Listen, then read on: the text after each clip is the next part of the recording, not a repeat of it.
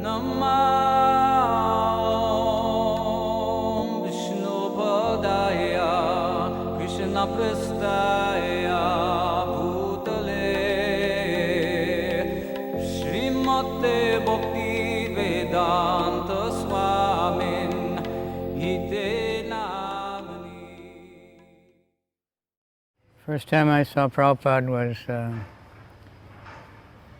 I was not initiated. I was with the devotees. We went to San Francisco Ratha Yatra in 1971. So that's where I saw Prabhupada. And that time I had a camera, so I remember I took a lot of pictures.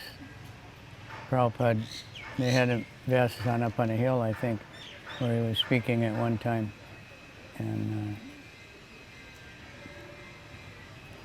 I don't know whatever happened to those pictures. I gave them to the temple president. I thought they were really good pictures, black and white, but maybe they got somewhere.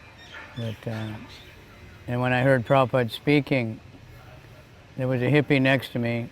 I was also looking like a hippie, but he said, "I can't catch the accent." And I looked at him and said, "What accent?" To me, I never heard anything so clear, so easy to follow, you know. It was just so fascinating to see Prabhupada sitting like that, but mainly to hear him. I was at the University of California in Berkeley campus, and one devotee, maybe Buddhimanta, was selling books. So he tried to preach to me to buy a book, and I was practicing this yoga where you're supposed to make your mind blank. Okay, so I was here. And finally I decided to buy the book, and it was the big Krishna book. There's old ones like that. Okay. So I got it and I read it for 1 year, you know, and there's so many very unusual experiences with the book, like just amazing. And then after 1 year I came to the temple, visited for 1 year, and then I moved in. Yeah. So basically it was through, through book distribution. Yeah. So one day, and I'd seen the Hare Krishnas at San Diego State, and I thought, these people are nuts. They're completely, either they're stoned, or they got to be stoned, right? And wearing the most ridiculous get up with robes and high top tennis shoes, and their devotees, flowing in the breeze, and they're chanting this mantra from Hair, the musical. I'm like, what? What? And that's every once in a while, I'd be walking down the hallway or something, and there'd be a devotee there. Something, I'm safe, I got all these people around me. And they all evaporated, and I'm just me and him. No, I'm not interested. I'm a student, I don't have time, It wasn't my time then. So after I had dropped out, I moved back to Los Angeles, and I was living in Westwood with some friends of mine and my brother. And Saturday afternoon, a knock on the door. So my roommate jumps up and he opens the door, and there's this Hare Krishna. And I'm like, oh no, you have to be kidding me. Oh my God. And he says, come on in, what's your thing? What's your bag, man? And I'm thinking, oh, you gotta be kidding. So he sits down and he pulls out, he said, you want to see a picture of God? I'm a Christian, right? If you see God, you can't live and see God, right? Oh yeah, sure, I'll see your picture of God. So he pulled out a Back to Godhead magazine and just a picture of the little deities in Los Angeles. Like very highly decorated, very beautiful, okay. So then he pulls out of his book bag a paperback book covered with a clear plastic cover, and he said, this is our scripture. And I'm like, okay, I could have bought this book in a New Age bookstore or something, right?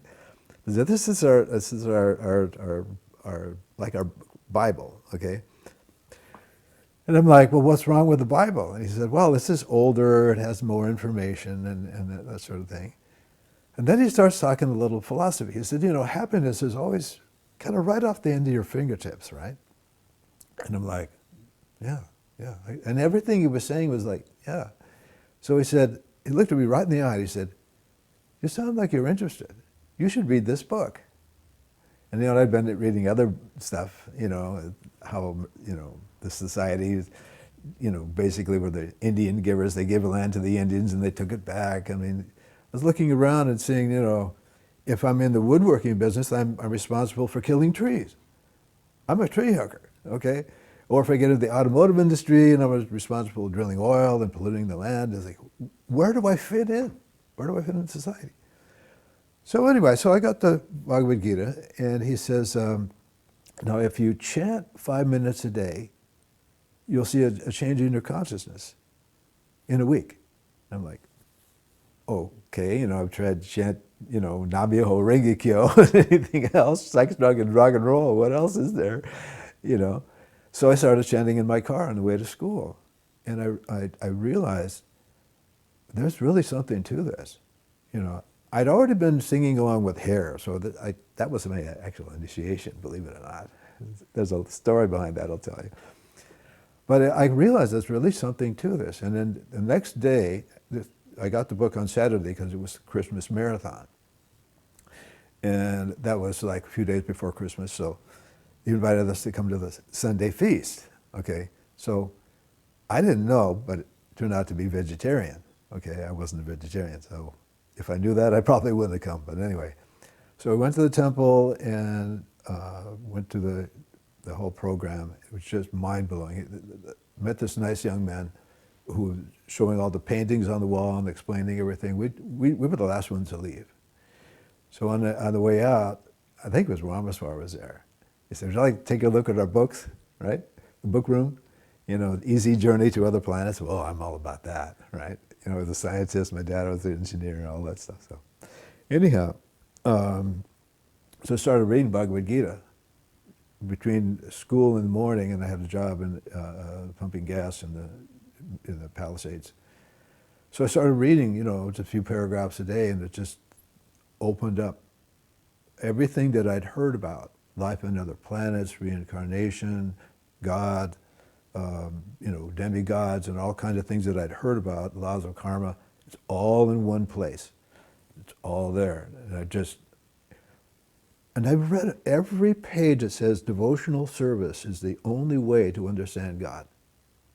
So I called the temple. I said, what is this devotional type service that they talk about? Well, why don't you come down on Saturday? We'll show you some devotional service, right? So I go down to the temple, and I walk in the office, and Jayatirtha's sitting there. He says, take this nice young man to the kitchen and show him some devotional service.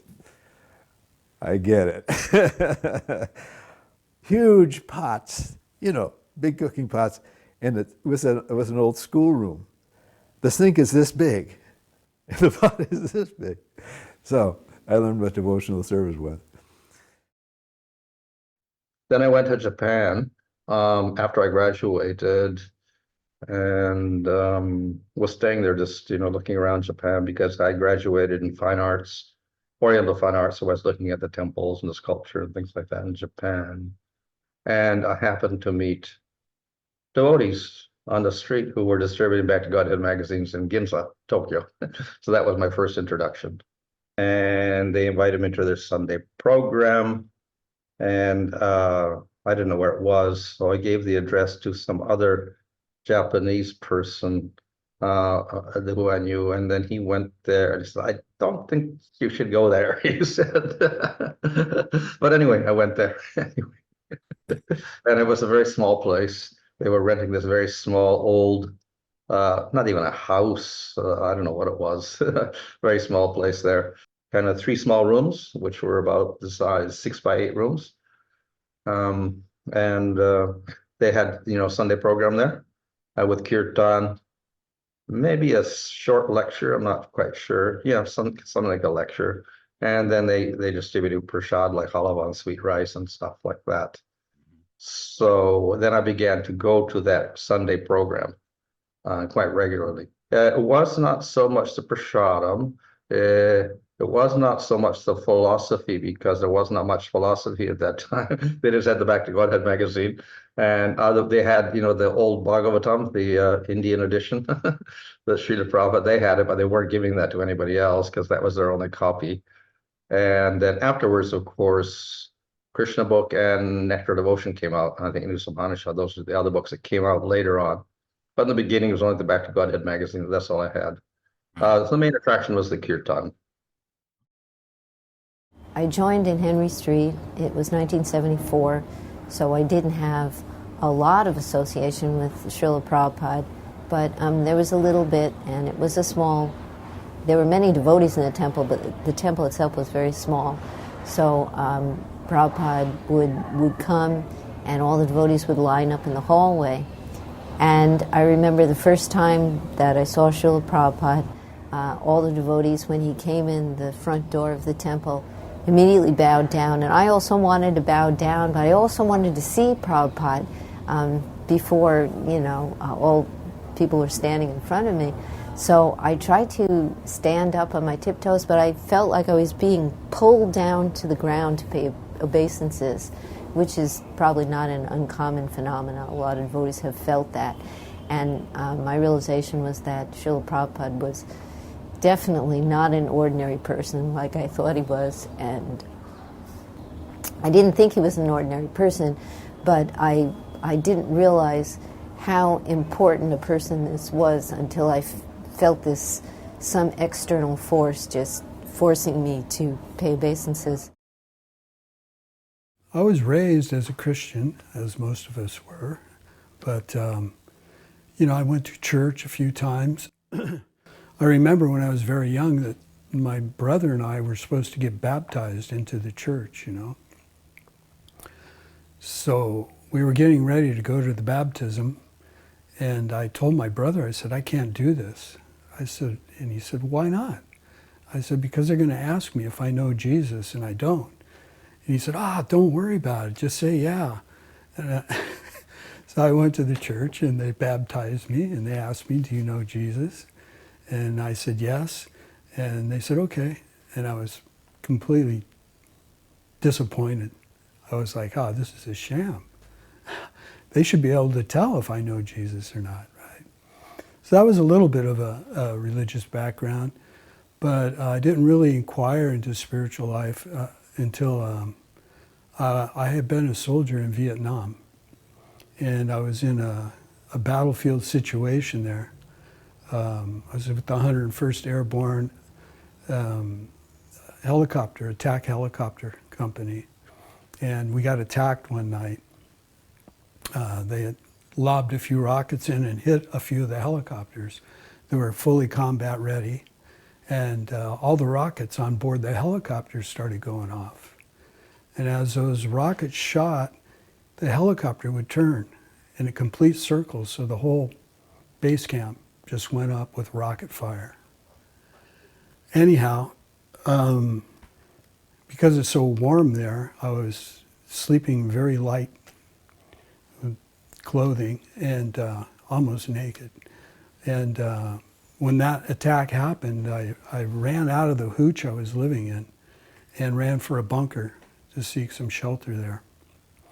And on the way out of the hooch, the rockets were hitting all around.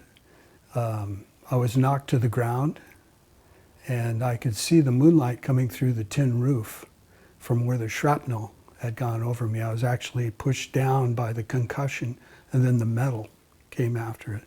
Anyhow, it was a very frightening situation, and it wasn't a question of, am I going to live through this? It was a question, no, you're dead. So I was in the bunker, hunkered down there, listening to all this commotion, and certain that I was dead. And as soon as I accepted the fact that I was dead, two beings, I don't know who they were, they had me one on each arm, and they made me view my life. Every minute detail, within a split second, I became completely aware of. And I could see that I had just wasted my life in completely meaningless activities, So I started to grieve quite heavily. And I said, oh God, I started praying to God. I don't know who I am. I don't know who you are. I don't know what death is. And I don't know where I'm going. And I wasted my life. So I took a vow. I said, if you let me live through this, I promise you I'll dedicate my life to answering these questions. So somehow or other I came out of that situation alive. Many buildings were destroyed around me. Other people were hurt, injured, and some died. And so that started my quest for spiritual life. I remember I went to the mess hall that evening. They put a piece of meat on my plate. And I looked at it and I thought, oh, I can't have anything to do with that death experience that that animal had to go through, right? So I eventually got out of the Army. I came back to Huntington Beach, California. And I wanted to fulfill that promise I made, because I knew I was supposed to be dead. And if I didn't use my life for what I promised, who knows what would happen. So I started college studying. My major was philosophy and religion. So from that point, I remember I was driving home from school one time, and this girl was hitchhiking. So I pulled over and picked her up. She jumped in the car, and she saw my philosophy and religion books sitting there on the seat. She said, "Oh, you're into philosophy and religion?" I said, "Yeah." She said, "How would you like to go to a yoga temple?" I said, "A yoga temple? Wow, that sounds far out. I'd love to go." Anyhow, it turned out that she had been a devotee in St. Louis, and I guess she blooped at some point, but she wound up taking me to the Laguna Beach temple for the Sunday feast. So I started going there every Sunday for the feast, and that was about 6-7 months before Prabhupada came. And I've been going to the temple for a while, and then the devotees asked me, "Would you like to come and see Prabhupada? He's coming." That was, I believe it was September of '72. Prabhupada came to Laguna Beach. And one time we were walking and there was a little hill going down. So Bhavananda held out his arm and Prabhupada was, so he wouldn't slip, you know. And then when he got to the bottom, Prabhupada just pushed him like really hard. He just, and he was really shocked. Everyone was shocked, but especially him. And then Prabhupada said, "That is my body." They take shelter of the Guru, then they think I'm God, then they don't need the Guru anymore.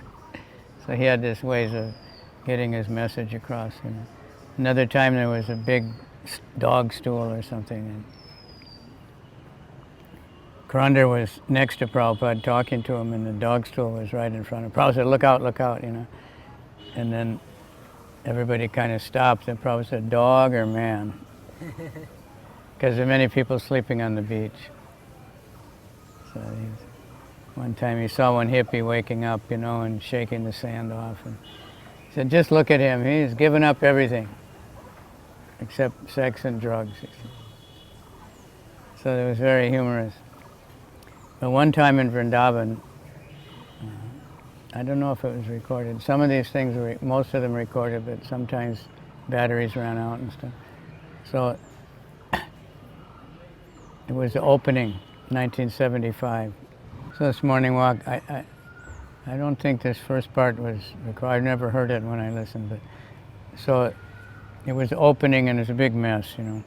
And Prabhupada would come out every morning and he would be telling people what to do. Like one time he took his cane and he was measuring something and he told them how to fix the gate and all kinds of little things like that. So out in front, they had built some kind of little, supposed to become a shop. And then naturally some people moved in. So he was telling, get those people out of here, a couple of days in a row. And then one day he asked the temple president, "Why they're still here?" And he said, "I told somebody to." And Prabhupada just shouted. I mean, I was scared. He shouted so loud. He said, "You stupid, how can I, you know, I told you to do it. How can I run this society with stupid people like you?" I mean, really shocking that he would talk like that. But then he turned around and he just started, he talked to Tamal Krishna Maharaj. And he just said, "Do you want to hear my theory about the moon?" Completely, no anger, nothing left over. And he said, "Of course." So Prabhupada said, "The moon is hot fire," he said, "but it's covered by a cold atmosphere, therefore the moonlight is cool. What would the scientists say about that?" So then Tamal Krishna picked right up on it, because he was experienced and started saying what the scientists say. He said, you know, this basic stuff. They say it's reflecting the sunlight, it's glowing, and Prabhupada looked at the road, it was a dirt road. He said, why, that's not glowing. And then he said something, and Prabhupada finally said, why aren't you glowing? But he just completely changed. He'd become very jolly and joking. And I can't remember which walk was which. Some things I haven't heard, I listen to them all the time. But there was a big tree, and there was one like Indian sadhu Mayavadi talking to Prabhupada. And Prabhupada, he said, you see that tree? Yeah. He said, could you water every leaf on that tree? Because he was saying, Manava Seva, Madhava Seva. If you serve man, you serve God. He said, no, I couldn't water every leaf. Prabhupada laughed. He said, even if you could, it wouldn't help the tree. You have to serve Krishna, in other words. But the walks were especially sweet. And that was only the one time I heard anything. Sometimes he spoke strongly against the Mayavadis. This one, what I remember, he was Karandar again. He said, Prabhupada, when we offer, he said, some people question that when we offer bhoga, Krishna, the deity, doesn't really eat. Prabhupada, I think he stopped. He said, I see him eat. I'm not a fool like you, he said. Then he explained how Krishna can eat. He can eat by seeing, he can eat by hearing the prayers, he can eat. He even said he could eat everything and put it back. He said, it's much better than feeding me. I don't leave anything. So we got ready, and Hridayananda said, Prabhupada, we're going to see Prabhupada. And we went to the second floor, actually, the Lotus building. Prabhupada had his room in there. So we all decked out, nice pressing clothes, shaved, fresh tilak, we arrived. And Prabhupada was sitting. And when you approach Prabhupada's room, you get him by the side, because Prabhupada was facing the front of the room with the back where the books are, and the door is to his right. So we arrived there, you know, and have all these bright-faced brahmacharis in there, and Hridayananda introduced us. Those are the devotees from Brazil.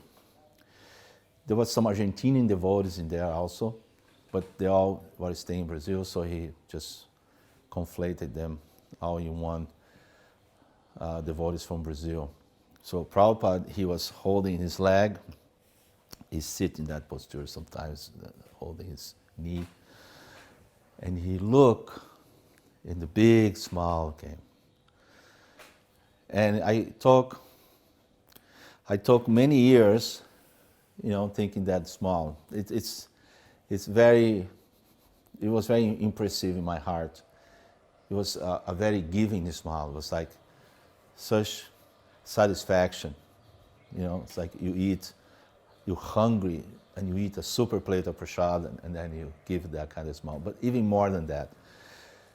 And actually, at that time, Brazil was kind of far. You know, like to make a phone call was like, it would take like maybe 3 days, you know, to get all the line, and going through Krishnagar, Calcutta, you know, then go to New York, go to Brazil, and then go to São Paulo. You know, there was like, you have to hit so many relays to be able to get. It was very difficult communication. It was a faraway place. Practically saying, these are the devotees from the end of the world. So Prabhupada smiled because he saw that, wow, Lord Chaitanya, he's reaching this faraway place. It's Brazil, which in 1975 was far away. Argentina, South America, you know, was a faraway place.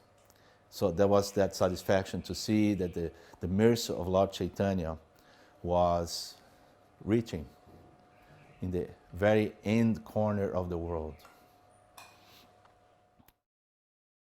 I know Prabhupada arrived in the helicopter, but we all had to stay inside till he arrived. And then I'm standing by the door, and I suddenly think, oh, if I move over here, I'll get a better view. So I start moving over, and the door's immediately open, and Prabhupada's there with the whole entourage, and I'm like stood in the middle, just staring at like a deer in the headlights. And then I run off to the side. I remember that. I was a bit startled. And the kirtan's going on, and Prabhupada comes in and sits down on the Vyasasana. And the room is really crowded. There's a lot of devotees there. We're all squeezed in. Some are sitting and some are half standing.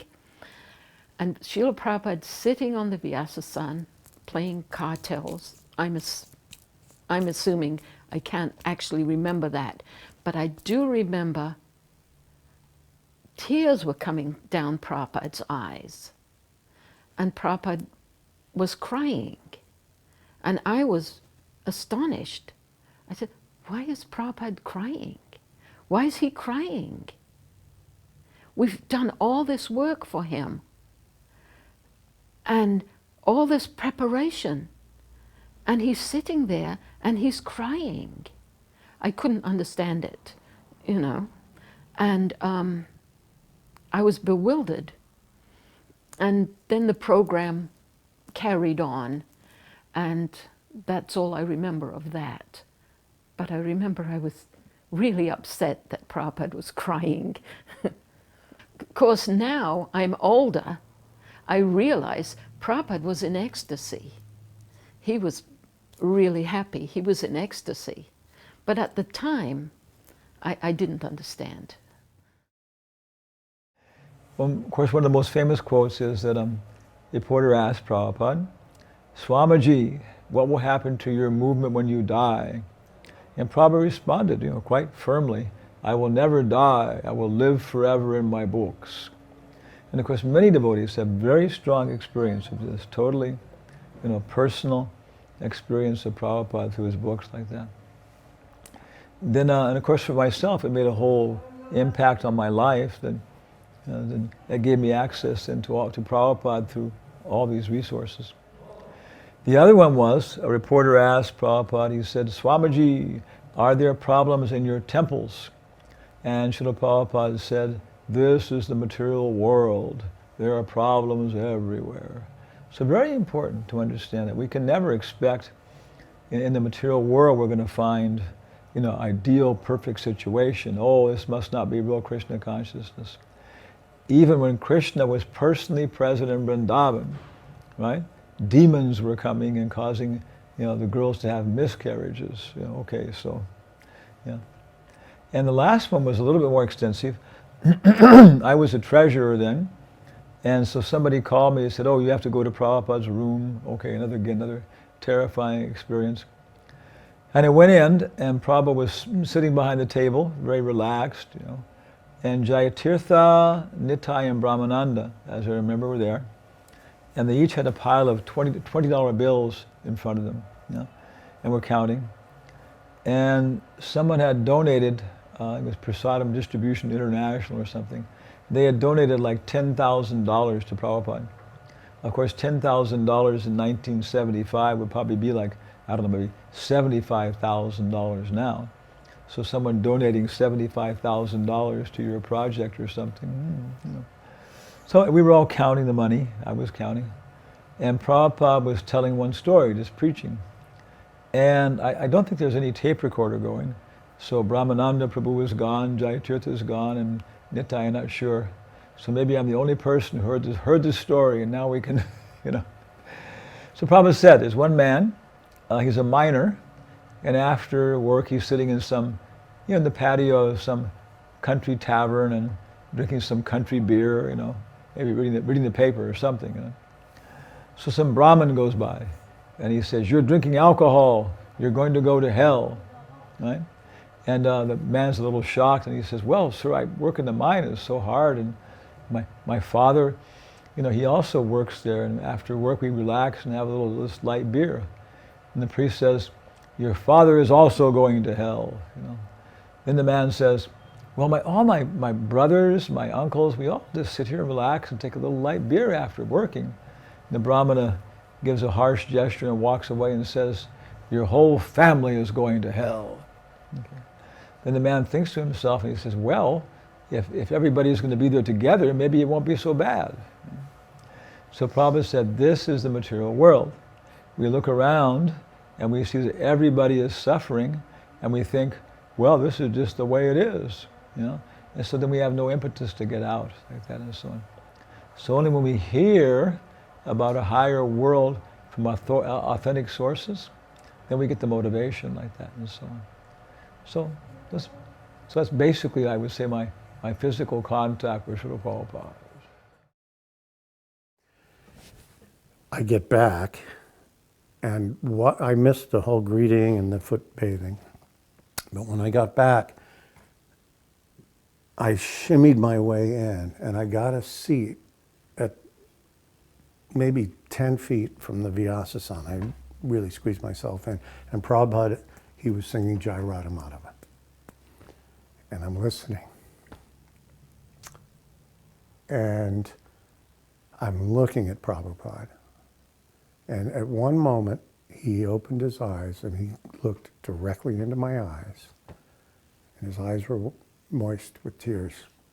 And I instantly burst into tears. It was like all my life I had wanted my father. My birth father wasn't him. My stepfather I couldn't relate to. And I knew instantly, he, in that glance, he fully accepted me. I felt that he saw all of my previous lives. He saw all my anarthas. He saw everything that came from both of those very inauspicious sides of my heritage. And he accepted me unconditionally. And like I said, I burst into tears because I knew I had found my eternal father. And that was the first time I met Prabhupada. I was head pujari. I'd been a devotee a couple of years, but that's how it was in those days. So Prabhupada used to go out on morning walk in the morning with a lot of devotees, and then he would come back and they would come in, and then we would have greeting the deities in class. So I was at the temple and I dressed the deities. And I was very nervous about it because I thought, you know, this is Kirchar Gopinath. When Prabhupada comes in, he's going to say, who is this girl? And what the heck is she doing with me? You know, I was like, oh my gosh. So I was nervous. And I dressed them best I could, but the whole time I was thinking, oh my gosh, this is it. I won't be head pujari after this. Anyway, at a little before 7, before greeting the deities, I started doing the arti. And I was just, it must have been just 7. I started doing the arti. And Prabhupada walked in the temple room alone, coming back from the walk. It was just a moment in time, but he came in, he came up behind me, like a meter away maybe, and he went like this and then offered dandavats to the deities, and then he stood there looking at them, and then the devotees were all filing in. But I was alone with him, and he was looking at my Lord, and I was thinking, this is the moment of truth. So it was like, oh. But at the same time, I was in awe that he was there and so close to me, because, you know, we didn't get too close to Prabhupada in those days. There was always this, what we call a wall of orange, blocking us from Srila Prabhupada. But anyway, I prayed to Krishna, please help me to know how to serve you better. I was doing the arti kind of shaking like this. Anyway, then Prabhupada went and sat in the Vyasa-san. Later on in the day, Bibi Govinda Maharaj, who was a Yojapati then, and he was our cook. And we were all like a family. He came running up to me and said, Prarna, Prabhupada just mentioned something. He said, tell the pujari girl, tell her she needs a bigger bell. And I went, a bigger bell? So I thought, wow, he read my mind. He gave me a real instruction on how to improve my deity worship. So I found Drupada, one of our devotees, because we never went out of the temple alone. And he and another devotee, we went down to Chinatown, because there was no Little India in those days. So we went to Chinatown, which wasn't so far away, and we looked and looked in all the stores for a bell, a brass bell. And I found one about this big, and so I bought it. And the next day, Srila Prabhupada came in and sat down the Vyasa, and I felt proud because instead of this little dingle, dingle, it was like gong, gong, gong, gong. It was like, made me feel like I'd obeyed the orders of my spiritual master and pleased him. And at the same time, I had a lot of relief that at least it wasn't some catastrophic thing that Prabhupada needed to correct in me. So that was a very personal thing, and I really felt like Prabhupada could read my mind. I really felt like Prabhupada looked right through me, through my heart, and said, okay, this girl needs a little confidence building here. She needs a little instruction to help her. So, you know, to me that was so personal and loving, and I would never forget that. When I joined in February '72, I found myself in India, in Bombay, and later on in May, just a few months.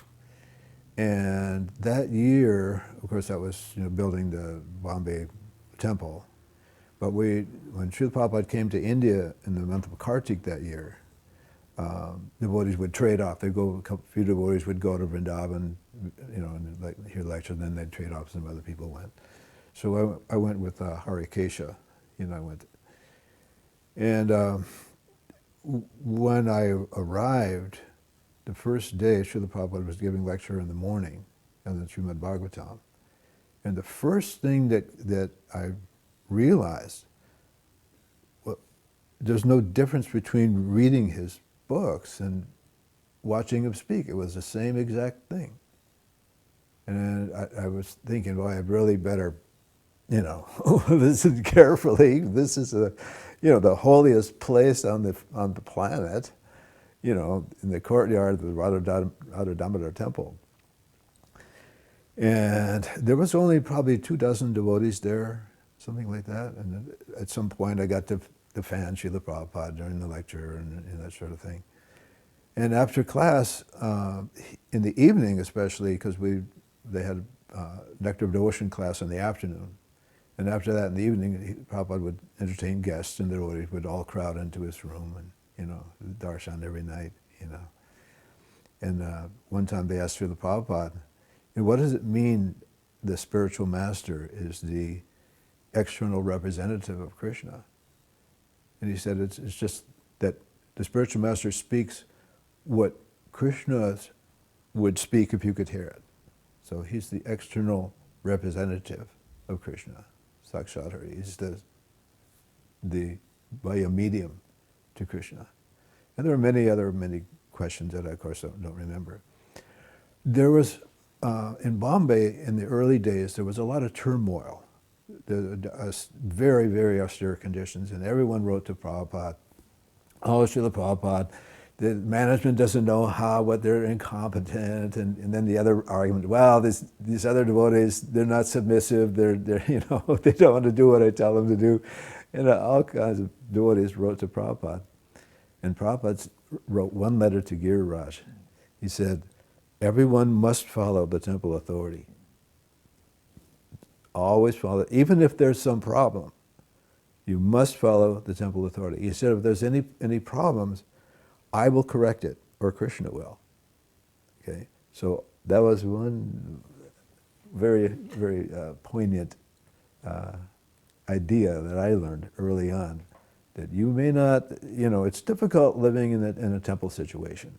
There's a lot of testosterone going on. There's, you know, different devotees have different opinions, and, you know, someone gets a position that they may or may not be qualified for. You know, we're kind of round pegs and square holes. The most unlikely person was Giriraj, because he was very, you know, mild-mannered. He was not a, you know, pusher and stuff like that. But we see what he was able to do after all those years.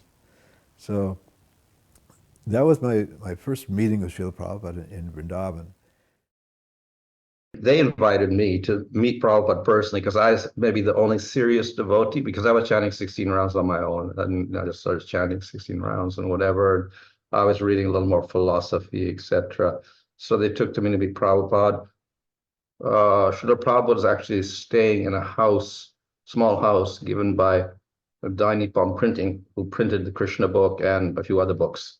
And so he was at their mercy, more or less. They gave him a house, etc., to stay with those devotees. So they took me to that place, and there I was introduced to Srila Prabhupada, kind of They just kind of said, okay, sit down. So I sat down in front of Srila Prabhupada. I was the only one there. It's kind of strange because I wasn't a devotee at all. I didn't know really what to do. And I was kind of sat there, and Srila Prabhupada looked at me. Then he took out the Krishna book, which had just come out from Danipan, and then he was very proud of it. So he gave it to me and he said, oh, start reading. So I just opened there. There was an introduction by George Harrison with Apple Company logo on it, I think. And I think the introduction, so I had to read that, which was full of all complicated words like Shirodakshai Vishnu and Garbhodakshai Vishnu and Karnodakshai Vishnu and the four Kumaras and all this sort of thing. They were a little bit complicated, as far as names are concerned. So I was reading all of that. And Prabhupada said, well, you just keep reading until you come to something you don't understand, and then you can ask me. Oh, okay. So then when I came to that place with all the Vishnu forms, then I thought, well, this is a little complicated. And then he called the other devotees into the room. Hey, why aren't you here listening? And he told them. And then he asked questions like, who are the Kumaras? And they were looked all a little bewildered. And I think Devananda answered, he answered correctly the four names of the four Kumaras like that. And then Prabhupada said, well, look, when there's reading going on, everybody should be hearing. It's very important that you hear. So he was emphasizing everyone should be listening to the Krishna book, like that. So that was my first introduction to Srila Prabhupada, more or less. In one morning walk, he said, how many books distributed? This is another time I actually talked to him. He said, how many books distributed yesterday? And nobody knew. So, because 6 o'clock morning and the Sankirtan devotees sometimes came back late. So I happened to know one Tripurari, I knew what he did. And it was 50 big books, that was pretty good, And I said, well, Tripurari distributed 50 books. And Prabhupada looked at me, he said, only 50 books? I said, well, it's just Tripurari. He said, only 50 books? So that's how the Sankirtan newsletter kind of got started. Ramaswar thought, So that night he stayed up and got everybody's scores and typed it up and sent it up to Prabhupada. And he was very happy. He wrote a letter back. Thank you very much, all the boys and girls, He was very kind. One time I inherited a little money, and I was married, but I just said, it was my wife's inheritance actually, but I just said, give it to Prabhupada. So we sent it across the street and I got a letter back the same day. Thank you very much. Very short letter, but he was very, appreciative of everybody. Many times one day he asked, who dressed the deities? And they said, I think Shalavati that time probably said, thank you very much, And when we chant, he always really liked chanting the Sanskrit slokas. He wouldn't lead, but he would really loudly respond. And I didn't see it ever with men, but when a woman would chant very nicely, he'd always say, oh, very good, and point out that they could chant the slokas also. And another time, while Srila Prabhupada was staying, I had heard that he was going to be going out on a morning walk. The spiritual sky incense was being produced there, and I took a little of the oil, spiritual sky oil, mixed it with water, as I had read in Krishna how the the women in Mathura had sprinkled the sidewalks with water as Krishna and Balaram entered. When I sprinkled it on the sidewalks out the window on Henry Street before Prabhupada was going to walk, a lot of devotees were very upset. What is this going on, What is this independent activity? But later on, some of the devotees told me that Prabhupada was pleased because he was very happy. He could tell that devotees were reading his books, and he knew that he knew exactly that this was coming out of that chapter in the first canto about Krishna and Balaram entering Mathura, and that's what inspired this. So Prabhupada was always very happy to see that devotees were reading his books. Prabhupada came to Laguna Beach in September, I think it was September 30th of 1972. Of course, I had been coming to the temple a little bit before he came. The devotees invited me to come and see Prabhupada. So I did. I came. I remember when he arrived at the temple, he had just come from San Diego, if I recall correctly. And some devotee in San Diego had the idea to chant the Maha Mantra, Hare Krishna, Krishna Krishna, Hare Hare, Hare Ram, on the temple stairs as you enter the temple. So that caught on and the word got spread to Laguna, so we did the same thing in Laguna Beach, right? But what happened in San Diego was Prabhupada refused to step over the holy name to go into the temple. So they had to bring him around to the back of the temple. So consequently, when he came to Laguna Beach, we realized, oh, we got the same thing going on here. So they brought Prabhupada around to the back of the temple. It was quite a fanfare, quite a tumultuous kirtan, conch shells blowing, everything. I'm, just sitting in the temple room with a bunch of other guests just in regular clothes, right? So I remember Prabhupada walked in the door, and the first thing that astonished me was how small he was in stature, because pictures of him, I always thought he was a big personality, which he is, of course, but as far as physical stature, he was very small. And of course, he moved over to the Vyasa-san, but it appeared like, I know so many other devotees saw, that Prabhupada was floating. It was very elegant, just moved with such grace. And he sat upon the Vyasa-san, and he looked around the room, basically a whole room full of people in regular clothing and guests. And he leaned over, I heard him say to the devotee next to him, oh, there's so many devotees here. And then Prabhupada, as he was glancing around the room, I remember my eyes met his. And the experience was like no other that I've ever had. And that was, of course, Prabhupada was looking at you. He wasn't looking at your body. He wasn't looking at your mind. He was looking at you. And I had never really experienced myself until he looked at myself. So that was quite a revelation. It was a bit embarrassing because I knew Prabhupada knew everything about me, all the little dirty details, everything. And it was a bit like standing naked before someone, It's like everything was revealed. But I felt like he knew me better than I knew myself. And then, of course, Prabhupada went on and gave the lecture. Prabhupada used to go around Mayapur. He used to come. He used to go in every single place. He was inspecting his project. So there was the long wall in there, the Bhaktisiddhanta Road long wall. He used to go in each room.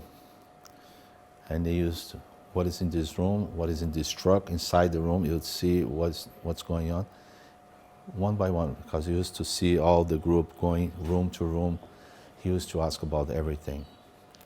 Prabhupada was very methodical, and he wants to know everything.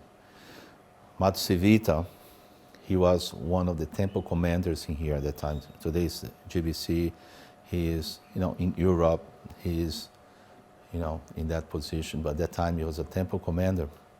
He told me that he tried to really do a very nice service for Prabhupada. So he had a bucket, Prabhupada had a bucket, I think it was a plastic bucket in his bathroom. So he said, we're going to get a nice brass bucket for Prabhupada, a nice looking bucket.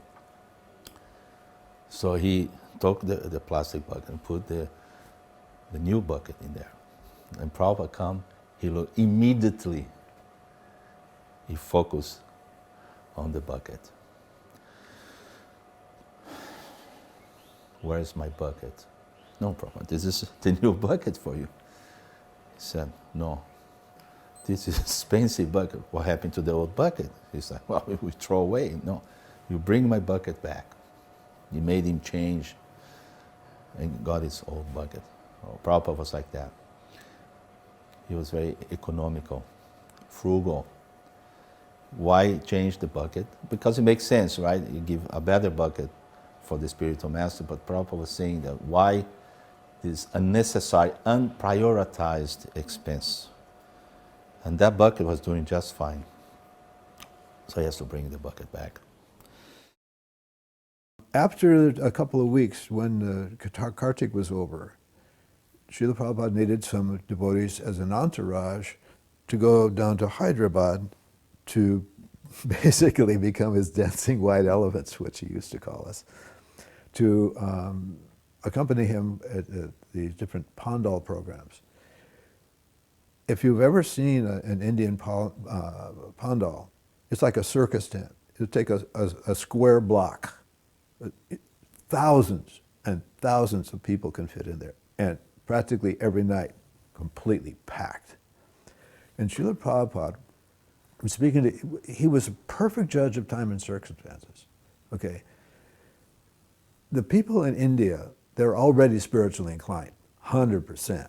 Okay. There's lots of swamis and people coming, and they'll gather for anybody. Okay. And Srila Prabhupada would come there, and even though in many languages, he would speak sometimes in Hindi, sometimes in Bengali, and sometimes in English. But sometimes he would speak in some foreign language, but you knew what he was saying because he would quote the same verses, right? And he would always say, "You're Indians." And he was fire and brimstone. He said, you're born in this culture, okay? And you're looking to the West. Here are these young men and women. They're all over this. They're better Hindus than you. And it's, and you're Indians. It's Lord Chaitanya's instruction that every Indian should become Krishna conscious and spread it around the world. And they just lapped it up. They just loved it. And afterwards, they'd all crowd around and try to touch Prabhupada's feet, right? They all know that's the thing you have to do to get the blessings, of the sadhu. And, Prabhupada tried to keep them at bay, but it was futile. So every day we used to go to, people would invite us to their home, for a lunch program. So all devotees would come there. So one time, usually Srila Prabhupada ate separately. Like the devotees would be sitting in a big room and Prabhupada would eat in a separate area. But on this particular day, Srila Prabhupada sat down with all the devotees. So I was sitting a few feet away, and in India it's difficult to get some really nice foodstuffs, okay? If you get an orange or an apple, it's about the size of a golf ball, right? Because there's no water. In Hyderabad at that time, there was a drought for many years, okay? And every day we'd go for a Harinam. Later that drought was over. And Prabhupada said that's because the Harinam.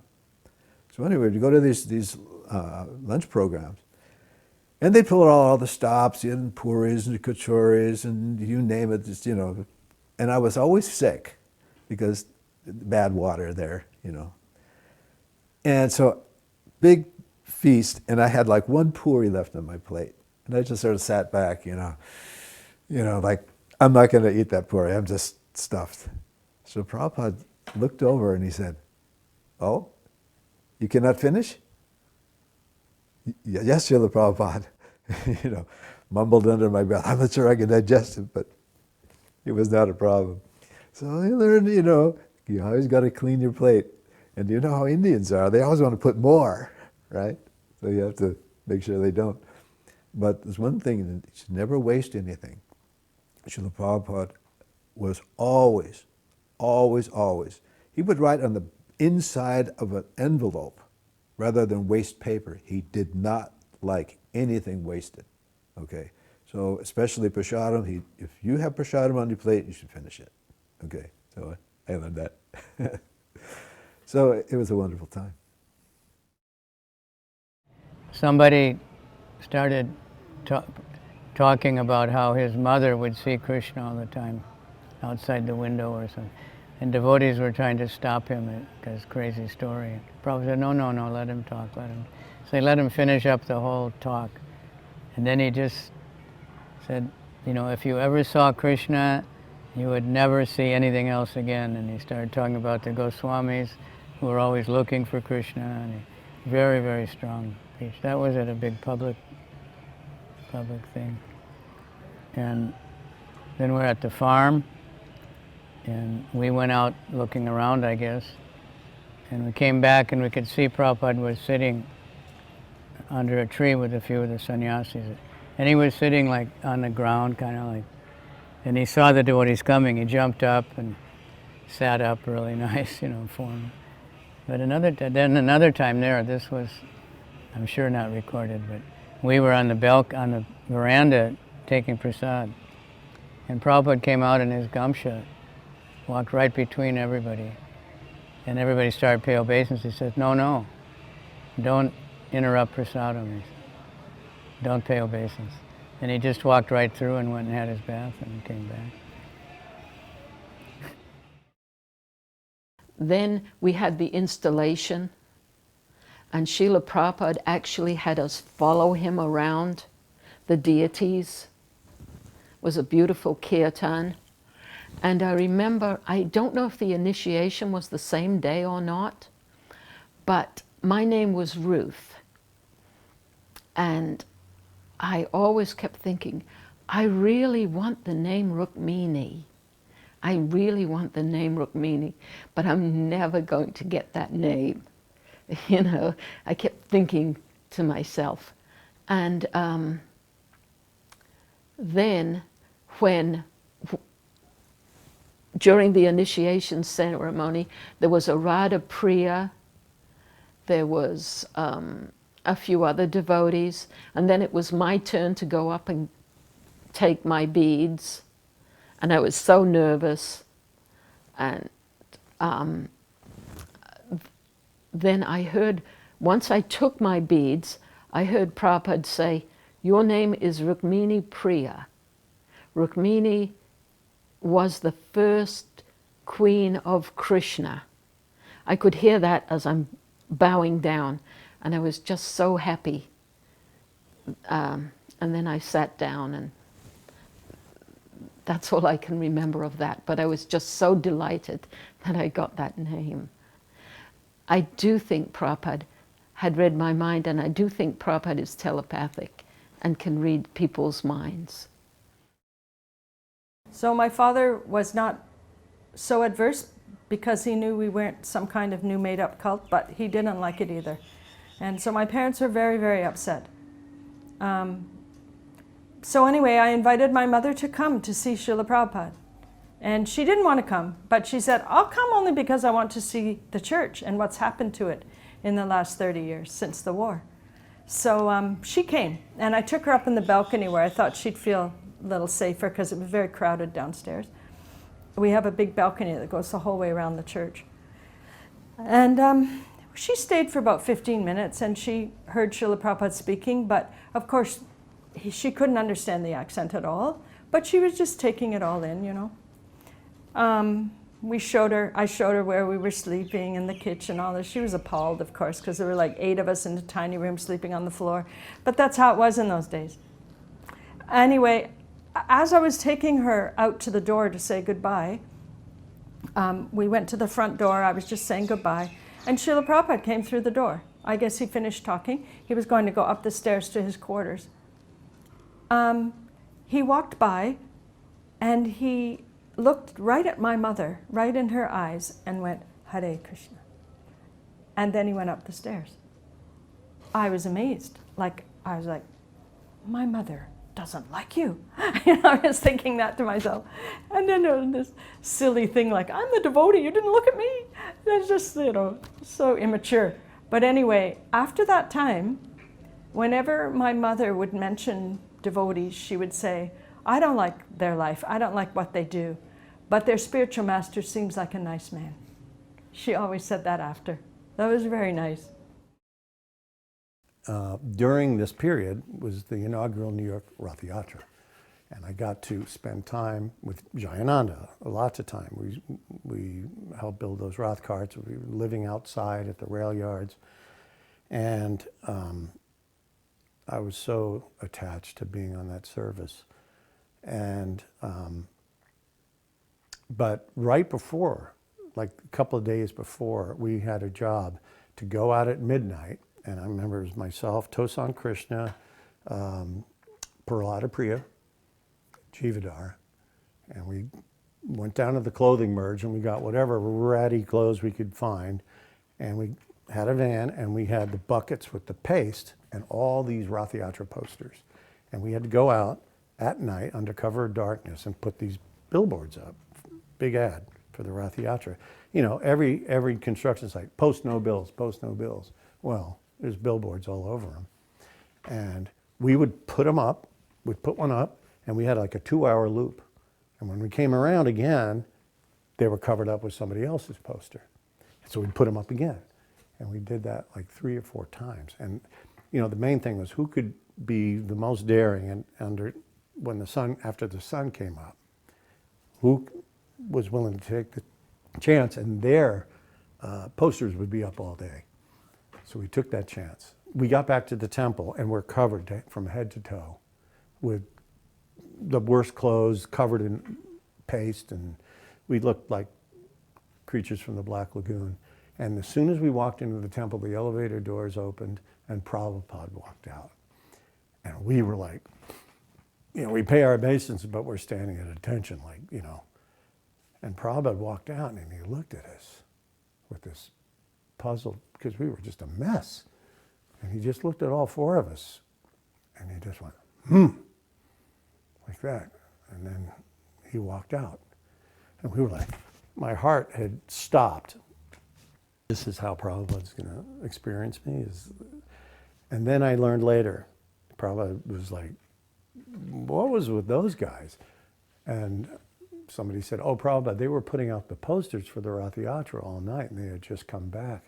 And he said, oh, thank you. Tell them I said, thank you very much. So that was a beautiful piece.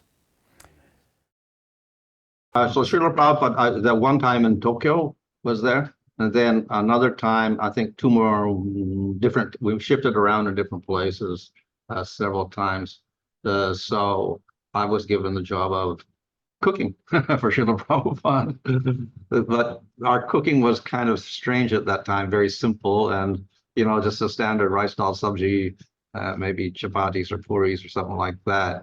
And it wasn't really even real Indian Bengali or whatever food or like that. Was this kind of, you know, Iskonish type of stuff.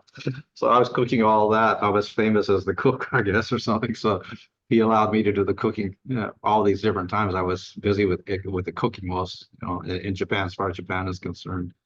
To Hari Sari, I said, well, I think because I made 2 sabjis out of the same vegetable, like tomato chutney and a tomato sabji. So you shouldn't make, you know, 2 different sabjis out of the same vegetable.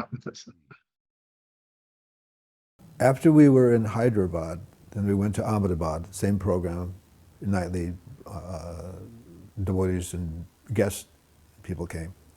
Then we moved in January, early January, to this huge Pandal that Shyamasundar and the other devotees were putting on. This was like the crown jewel of Pandals at that time. Huge crowds. I mean, the tent that they had would easily fit 20,000 people. That's a lot of people, okay? The last night, every night we give a lecture, last night the devotees put on a little skit, you know, that Krishna has a headache, you know, and so we need the dust of the devotees' feet to cure his headache. So they would go to the Brahmins, oh, no, we you know, we'll go to hell, you know. And they'd go here and there. So they went to the gopis, right? This is the play. And Prabhupada sitting in the front row, and I, by chance, I was sitting a few feet away. And after the play was over, you know, and the gopis give their dust of their feet, and, you know, so Dinanath, you know, Dinanath plays Mridanga. If Dinanath plays Mridanga and leads kirtan, you are not going to touch the floor. You are going to be in the air the whole time. Okay, so we started this huge kirtan, and Srila Prabhupada leaped up on the stage and started dancing. And we danced around because we had the deities on this little altar there. So Prabhupada danced, circumambulated the deities, and the whole place blew up. And I'm not kidding, because I recently talked to another godbrother who was sitting next to me. He saw the whole thing too. He said, remember that? The whole audience just leaping in the air, chanting. It was unbelievable. It's as if a bomb went off.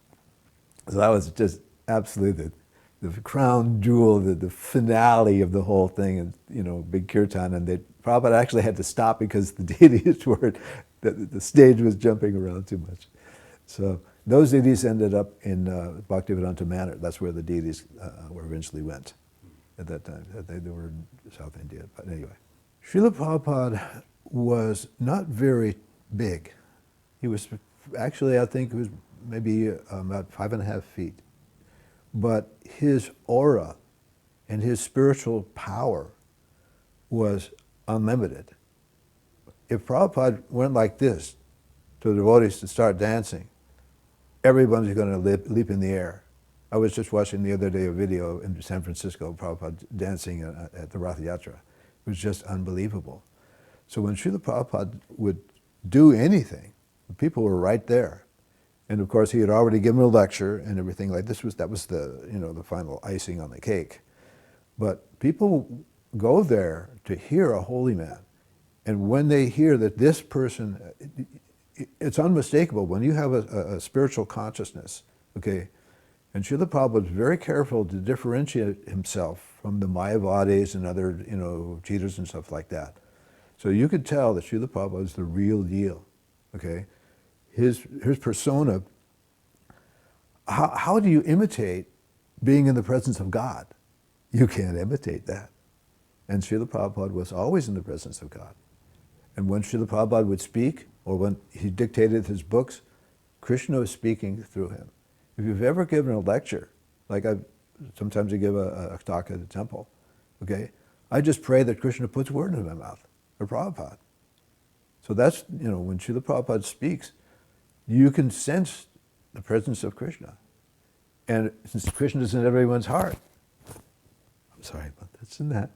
When Krishna is in everyone's heart, then they naturally feel that the ecstasy. When you're in I'm sure you had that experience also in Srila Prabhupada's presence. It's like the joy has no end. You've never felt like this before. And you see a holy man, in front of you, in person, and they're ripe. They're just ready for it. You know what I mean? And in LA, which, as far as I know, I could never find it recorded. I was starting to think it was my imagination, but at the installation of Gour Nitai, big Gour Nitai, Prabhupada was really ecstatic. And I used to stand right behind him because otherwise I get sleepy, so I would stand right next to him in the class. So he was speaking, and then when the door opened for Gour Nitai, it looked to me like he just didn't, he just was suddenly there, I didn't see him moving or walking or anything, but who knows, He was so happy. Then he was saying, we want to join the dance party of Radha and Krishna. This is our mission, it's our goal. But in order to get the mercy of Radha and Krishna to approach them, we have to get the mercy of Lord Chaitanya. And then he said, in order to get the mercy of Lord Chaitanya, we need the mercy of Nityananda. Then he said, to get the mercy of Nityananda, we had to get the mercy of Jagai and Madai. And that's one that I never found it, but Giriraj Swami heard it, so I believe my memory was correct. But I was very, huh? You were there in the lecture? I was there. I was standing right behind him, and it blew my mind. Because I calculated that means we had to go out and preach to Jagai and Madai. He said, all my disciples are Jagai and Madai. Temple devotees went back to Amsterdam. Then after a few months, I decided I wanted to become advanced. So I hopped on a plane and went to Vrindavan. and stayed at the temple there. Hari Sawyer was the temple commander, and Akshoyananda was the temple president. And I did service at the temple. And in the evenings, Srila Prabhupada was there at that time. He would have darshan in his room. And when the women could get in his room, we all stayed in the back against the wall, all the women, like in a row against the wall, either standing or sometimes sitting. And we were all as quiet as possible. And sometimes we'd be motioned to leave. Whenever that would happen to me, I'd make a disgruntled face, and every time Prabhupada would say, no, just leave them. He was so tolerant with the women. I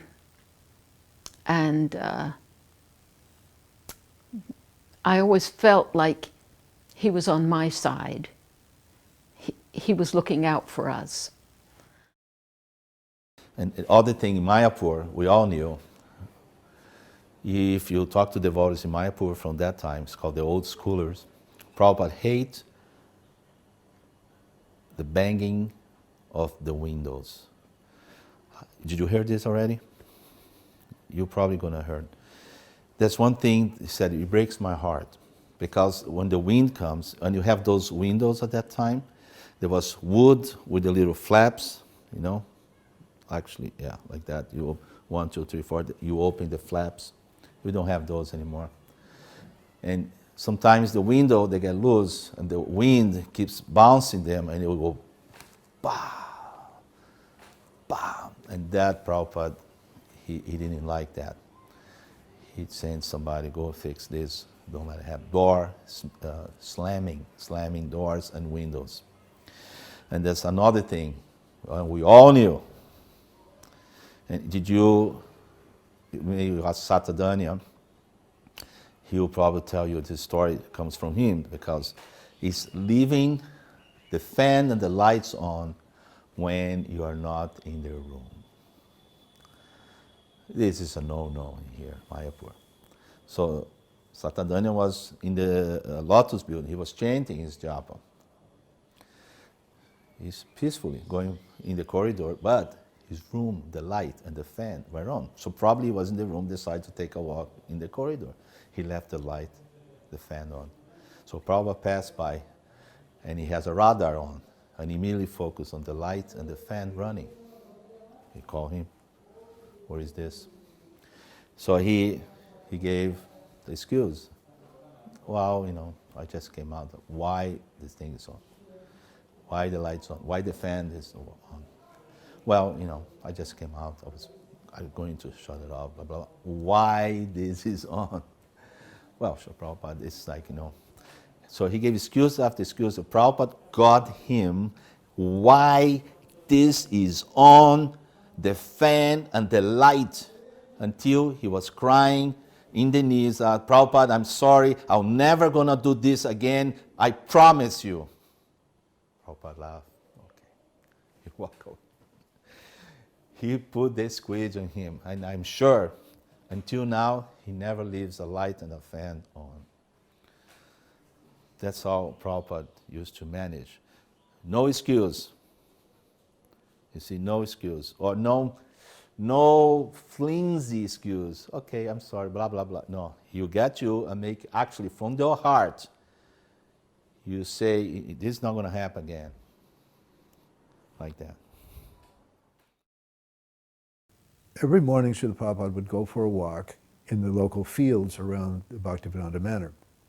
Look out the back gate. It was probably, I'm going to say, maybe 3 miles, you know, through vast open fields. So there was one big tree. There would be like a tree here and a tree way over there. And Prabhupada walked by this tree and he stopped. He said, if you ask this tree, are you happy? He'll say yes. But if you look at the situation, it's very, very cold in the winter, very hot in the summer, you know, But he doesn't know that, how could you say you're happy to just stuck here in the middle of this field? How did Prabhupada know that if you ask a tree, because there's a soul in that tree, okay? How did Prabhupada know these things? Srila Prabhupada had insight that, how did Prabhupada know that? So, and of course on morning walks I was kind of in the back. And yet he was, most of the big sannyasis and the big wigs of the, were Srila Prabhupada. But I do remember that particular time. It was very interesting. How did he know?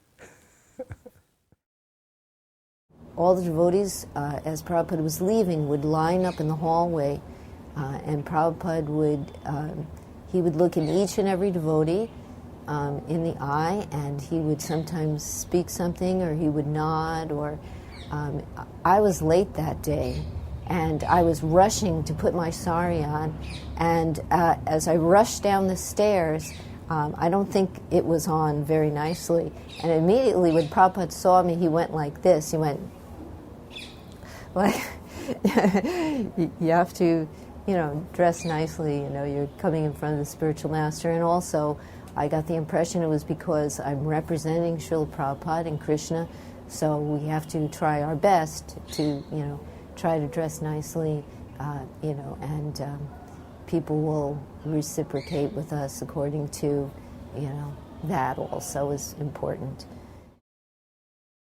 The next time I saw Prabhupada, that was in April of '73.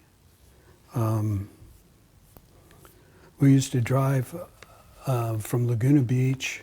We would get up in the morning, of course, have Mangalarti. Everybody would load into the van, and we would drive to Los Angeles to hear Prabhupada speak, give a Bhagavatam class. And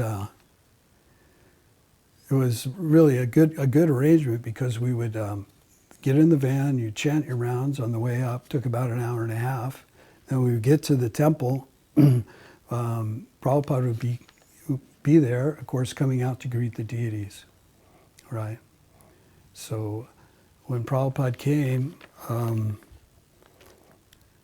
he'd come out to greet the deities. It was the first time I had seen him since that encounter in Laguna Beach, right? He came around, he paid his obeisances to Lord Chaitanya, Lord Nityananda, Rukmini Dwarkadish, and Jagannath, Baladev, and Subhadra. And then there was an aisle where he'd walk to his Vyasasan. So I was right there on the edge of the aisle where Prabhupada passed by. I was paying my obeisances. And then when I sat up, Prabhupada had stopped right in front of me. And he looked at me, and his lips didn't move, but I heard him say to me, "Oh, very nice, now you've joined us." And I was completely astonished that he remembered me from that momentary encounter in Laguna Beach. Right then I fell in love with him. It was just amazing, very inspiring. A letter came from Prabhupada, and he said, "These boys and girls who distribute my books, they should get extra sleep, and they should get very nice prasadam." So I thought, wow, I'll do that. That was a motivation. But so many letters were coming. If you look at that time, 72, 73, he was really stressing it. Like in one class, he just said, distribute books, just a famous one. Pointed right at somebody who was just collecting money. He was really pushing it. And everybody was super enthusiastic, and devotees all over the world were just going mad for books, especially when the Krishna book, first one was a big Krishna book. Prabhupada distributed the first ones. One box came, and I think it was Ratha Yatra, and then Prabhupada sold them right away. Personally sold them. Those devotees were really lucky. Then there were other things that Shyama was there with his daughter, okay, and he would point out that this little girl, she would just say, "Do you know who Krishna is?" And they would say, "No." He said, "He's the Supreme Personality of Godhead." And Prabhupada appreciated that. This little girl, just 3 or 4, and she's preaching. Okay, so Prabhupada was very proud of Somasundar and Malati with their little daughter, and he used to sit out in the lawn, and they read from Krishna book, and it's just like in the Krishna book, and Krishna is sitting in the middle, and all the devotees are sitting around, and they're all thinking that Krishna is looking at them. It looked just like that. All he was sitting around Srila Prabhupada, just like in the Krishna book. It was just amazing. Well, one time he's told me, I don't know how it happened, but I was in Calcutta, and then he called me for some reason, and then he just said he asked me, okay, what's so good about this philosophy? So I said, well, this is the remarkable thing has come down for thousands of years, and it's still intact.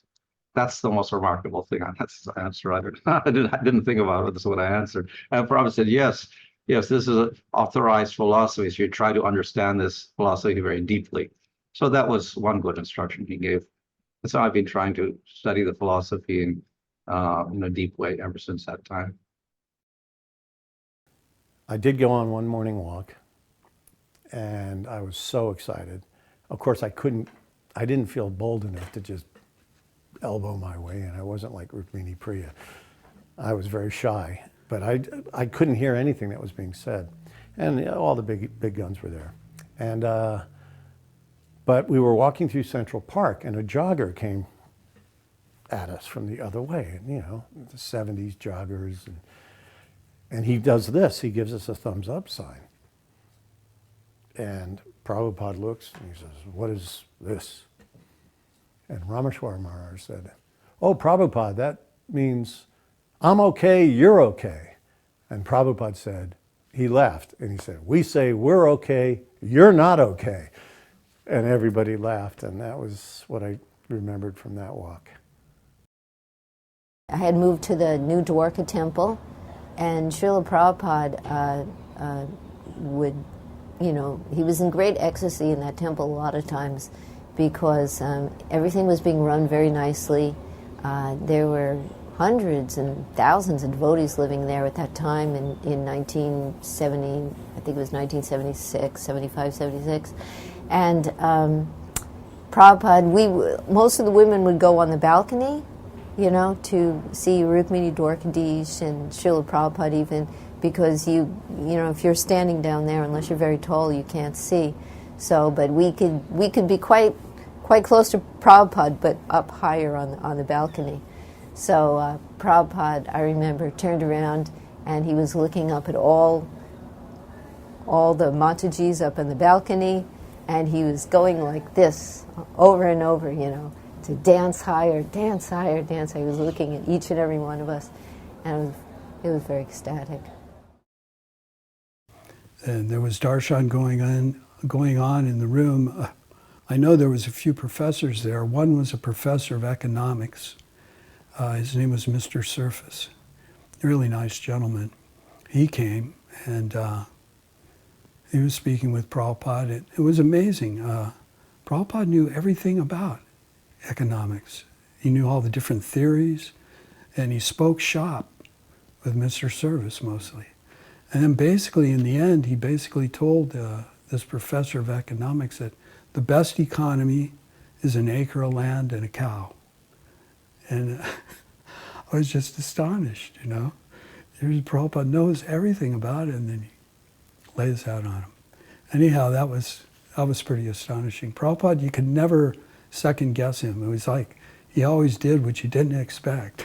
It's pretty amazing. Kandra would try to make sure everybody got to one time, So I was actually on my way for book distribution at night. Had my book bag, and he said, "You can come in the garden," and I was like, so I went in, and I put my book bag, and I went to the back, but the books were, Prabhupada could see them. But at least in my mind, Prabhupada kept looking at that bag, and I was thinking, he's thinking, why is he sitting here, Why doesn't he go out? So I just thought, I don't know what he was thinking, but that's how I felt. I said, what am I doing here? You know, I should be out distributing books. He always encouraged that. And one time that there was a big, big noise. He was in the garden and a huge noise came from the temple room. And he said, what is that? And the devotee was jumping up to stop it. He said, Prajna is giving class. He said, no, don't stop that. He said, let them have kirtan, let them have class.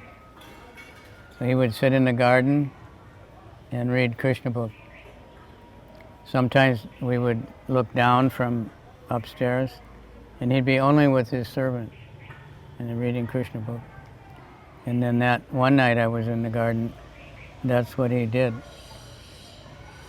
And reading Dvivida Gorilla. And there was still there, maybe it's not there, but there was a pond, some kind of fountain, and it was about this big. And it described how Dvivida Gorilla would go and stir up the ocean and cause tsunamis and stuff. And Prabhupada went, he said, the whole ocean, like he was relishing that Krishna book. And then he said, just like we can go in this pond and we can make all the water splash out, he said, the whole ocean. So he relished his own books. When I was in India, as I was going to leave, I was really sick. I got a letter from Jayapataka. And he said, why don't you come to Mayapur and learn how to make mridangas? Srila Prabhupada wanted some devotees to learn how to make mridangas. So before you go back, to the States, why don't you just come to Mayapur for a few months? So I went to Mayapur, and Jayapataka took me down the road to a mridanga maker. And so I would go down there every day and take notes on how he was making the mridangas. And at the same time, they had a guy come and make the shells. He was a potter. So he set up a wheel, potter's wheel, and a kiln, and he started making mridanga shells and other things. Okay, so this potter's wheel, and just imagine like a wagon wheel, an old West wagon wheel. Okay, big, heavy thing, and the around the outside is packed with mud to make it real heavy. Okay, and there's no axle; it's simply a rock embedded in the ground, and another rock hollowed out, so it's more like a gyroscope. So he would take it like a broomstick, and there's a little hole in it, and he would spin it around like this. And in the center was where you put the mud, okay? So this thing must have weighed about 150 pounds. It was really heavy. And it's 110 in the shade. And you're spinning this thing up, sitting, in front of it. And as soon as you touch the clay, well, you know what happens when you move a gyroscope, it tips. And so it would tip over and stop. So I'm getting back to being in London. Srila Prabhupada, I was going to go back to Los Angeles, and he heard that I was trying to learn how to make mridangas, so he called for me. So I sat down in the lawn, and Srila Prabhupada said, oh, did you learn how to make mridangas? So I said, well, Srila Prabhupada, I watched the guy for about 3 months, so I'm pretty sure I got that down, but making the shells was pretty difficult, because they had this big potter's wheel. And my plan is to go to Los Angeles and get it like an electric potter's wheel, which would be easier to use. And he said, that is a machine. Machines are for experts, not for neophytes. So I thought for a second. I said, well, Srila Prabhupada, you get a kick wheel that you push with your feet that doesn't have a motor. He said, still, that is a machine. Machines are for experts, not for neophytes. So I didn't know what to say. I'm like, okay, how do I shrink between the blades of grass I'm sitting on? I didn't know what to say. And he turned to Shruti Kirti, which Shruti Kirti doesn't remember, said, you couldn't do it. Oh, I was crushed. I was totally crushed. So Prabhupada was very practical. If you want to learn something, like if you want to be a carpenter, something like that, you don't bring out the machines. You bring out a chisel and a hammer, and you start from the square one. Okay, so if you're going to learn something, don't start off with big plans, just start off learning the basics. Okay, he was very practical. And Srila Prabhupada was very fatherly also. He treated us very kindly as a loving father. And that, his love was, of anything else I could say, Srila Prabhupada loved us. And we loved him. Any questions? I guess that's his position. His foremost quality is his mercy. You know? When the personified Vedas are waking up Lord Narayan, they glorify him, and the foremost quality is his mercy on reclaiming the fallen conditioned souls. You know? So personally, I feel like, I've been, what's the word? Very, very hypocritical. That's not exactly the word, but like, not very serious about my spiritual life. Everything else. But Srila Prabhupada is just not giving up, and so somehow or other I'm making progress. So I would say his unlimited determination in saving people is a quality that I would say impresses me the most. What impresses me most about Srila Prabhupada is his concern for people. I'd see him ask devotees, are you cold? Do you need a sweater? And his concern for, literally the whole world. He would say he's duty bound. It's his duty. He had so much compassion. You couldn't find anything wrong with Srila Prabhupada. He just had so much empathy and compassion for everybody. And he was just giving. He just gave and gave and gave. He didn't, and he was so tolerant. He could see our short givings, and he just didn't criticize us,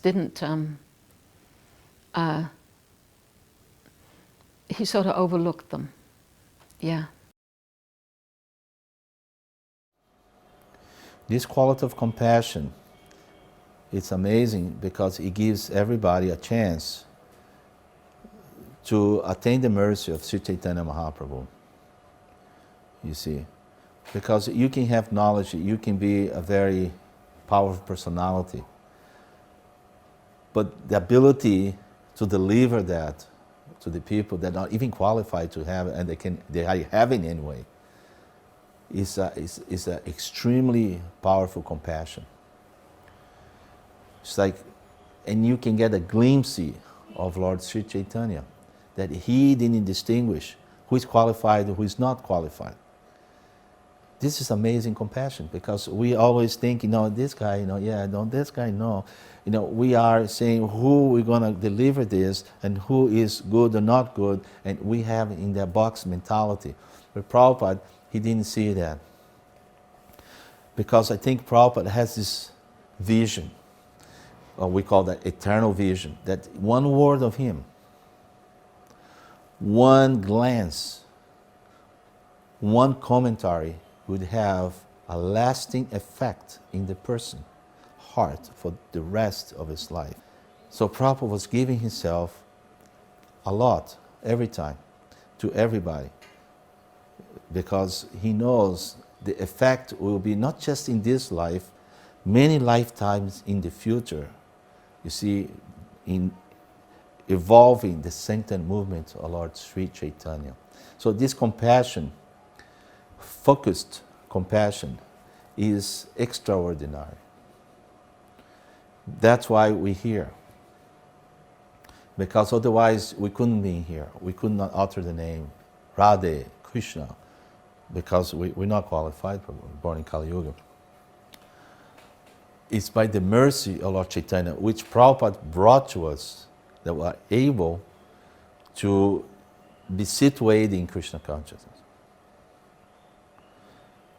See, that's how I see it. His main work was simply to spread the mercy of Lord Chaitanya and Krishna around the world, in spite of all the obstacles of old age and language problem and whatever else was there. So, and he was very determined to give out that mercy somehow or other. So he traveled around the world. That was very inconvenient. Simultaneously, he was translating into English, and he had this dictaphone, which is, now I have a computer, I do everything on computer, and I can look at the dictionary on the line and do all this, but in that time, he was just working from a dictaphone that goes click, click, click, and then look at the commentary, very, very difficult actually to do that, and then somebody would transcribe it and proof it, so many things, but, he tolerated all that. He was very, very determined to somehow get the message of Krishna and Lord Chaitanya to the whole world. So that was his mercy. He couldn't go everywhere, but at least he left the books. And he made a great endeavor to do that. The thing that I took away, there's several.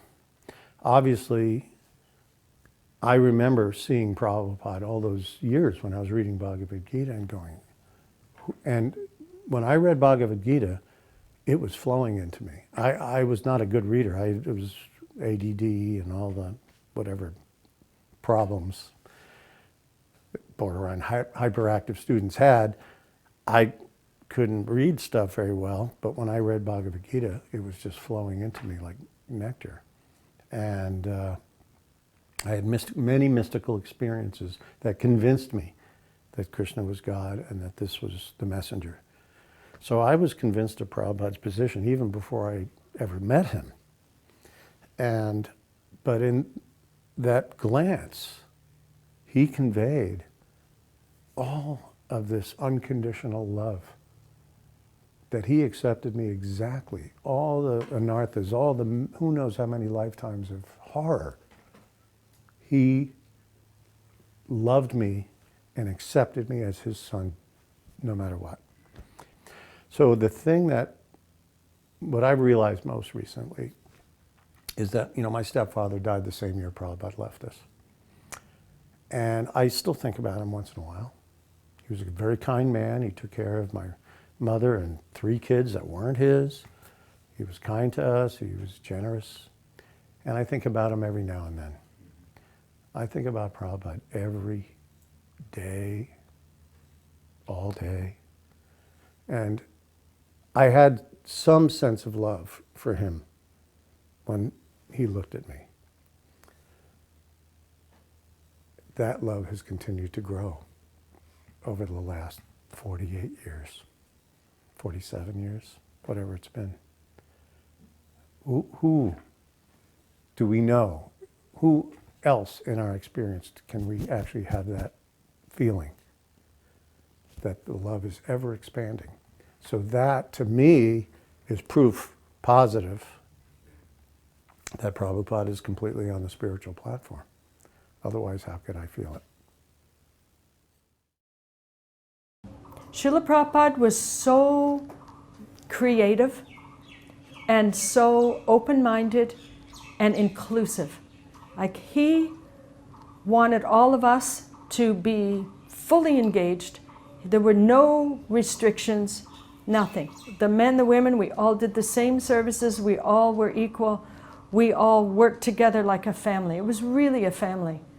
And we were appreciated and loved by him.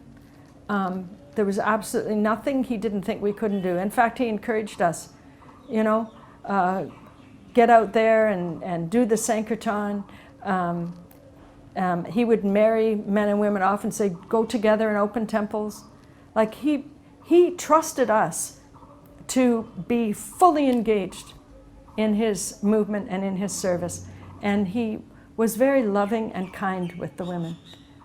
So that, to me, that quality of being able to, he was a elderly gentleman from India who'd grown up in a very strict kind of society of Vaishnavas, and he saw that this wouldn't work in the West. He couldn't just have a couple of brahmacharis. He had to make it for everyone, and he did. And we never felt in those early years, until he left the planet even, we never felt that we were restricted in any way. The only restriction came from our own men who made decisions that Prabhupada actually didn't support. So that quality I always treasure. So in Vrindavan, Srila Prabhupada had rooms upstairs at the Radha Damodar temple. The temple is over here, and on the side was Srila Prabhupada. There was a kitchen there, and a small room where he was doing his translating. And upstairs was where he used to sleep, in his quarters upstairs. So he had an arrangement with the temple authorities there, and taken in residence. So one day, the devotees asked me if I would help whitewash the walls in Srila Prabhupada's room. And Srila Prabhupada was in there, and he was taking rest. And I was like, I asked, well, I'm not sure whether I should do this now because you're taking rest. But he said, no, just let's go on. So he was sleeping while I was, doing some painting in there. But Srila Prabhupada never slept. Srila Prabhupada, not like us, we sleep, we dream all these crazy stuff, but Srila Prabhupada he was always Krishna conscious, even in his sleep. So even though we see, Srila Prabhupada's laying there, he's asleep just like anybody else, we should never think that Srila Prabhupada is an ordinary person like us. That's another thing we have to be very careful. The spiritual master is practically for us is like God. Okay, we know that he's not God. I mean, unfortunately, the Christians make this mistake. They think that Jesus was God, but for practical purposes, what's the harm? But we don't say that Srila Prabhupada is the Supreme Personality of Godhead. He was the Supreme Personality of Servitor Godhead. And Srila Prabhupada made that distinction. But he was not ordinary in any sense of the word. He had energy. On morning walks, he would outpace the young disciples. He would walk so fast and so firmly. I heard that he started walking, and someone had told him that he had some heart difficulty and that he should do some exercise. But Srila Prabhupada had unlimited energy. If he slept 2 or 3 hours a night, he was up translating while we're all asleep. He's in his 70s, we're in our 20s. He worked harder than anyone. That's why he's the Acharya.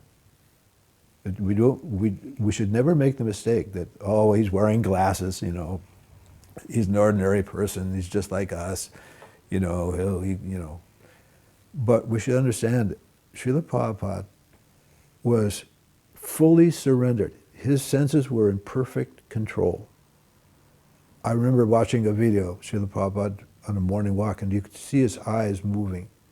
He never missed anything. He was observant to every detail. And he would see things and understand things that we couldn't.